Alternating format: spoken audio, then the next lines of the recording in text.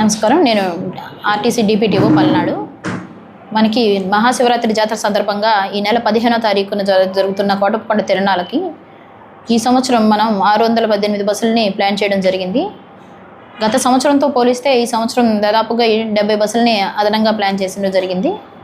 ఇందులో ముఖ్యంగా charges last year ఎలాగ ఉన్నాయో ఈ సంవత్సరం కూడా అదేవిధంగా ఛార్జెస్ ఉంటాయి.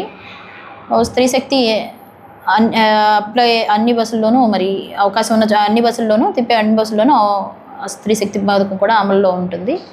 వాటితో పాటు లాస్ట్ ఇయర్ మాదిరిగానే వినుకొండ, అద్దంకి, చీరాల, అలాగే చిలకలూరుపేట మరియు నర్సరావుపేట నుంచి కూడా క్షేత్రానికి బస్సులు నడపడం జరుగుతుంది. ముందు రోజు నుంచే నర్సరావుపేట నుంచి అలాగే చిలకలూరుపేట నుంచి 14వ తారీఖు నుంచే బస్సులు కొండ వరకు నడపడం జరుగుతుంది.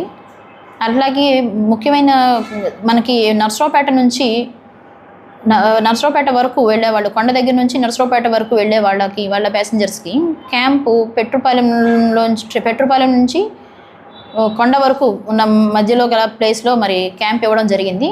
ఎవరైతే రిటర్న్ వెళ్తుంటారో, రిటర్న్ అంటే నర్సరావుపేట వైపు వెళ్ళే వాళ్ళకి, కొండ దగ్గర నుంచి నర్సరావుపేట వైపు వెళ్ళే వాళ్ళకి క్యాంపు మార్పు చేయడం జరిగింది. దీనివల్ల అంటే ట్రాఫిక్ జాము ఇది ఇబ్బందులు లేకుండా త్వరగా చేరుకోవడం కోసం భక్తుల అవసరార్థం క్యాంపు మార్చడం జరిగింది. మరి ఈ మార్పుని గమనించవలసిందిగా కోరుతున్నాం.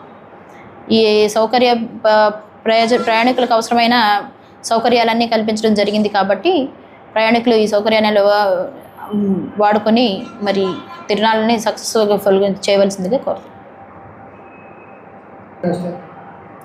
సిబ్బంది లాస్ట్ ఇయర్ ఉన్న దానికన్నా ఈ సంవత్సరం వచ్చేటప్పటికి 2000 మంది, దాదాపు 2000 మంది వరకు సిబ్బంది అంటే అసిస్టింగ్ స్టాఫ్తో పాటుగా 2000 మంది వరకు సిబ్బంది పనిచేయడం జరుగుతుంది. లాస్ట్ ఇయర్ 1700 వరకు ఉన్నారు. ఈ సంవత్సరం మనకి 2000 అంచనాతో మనం ముందుకు వెళ్తున్నాం.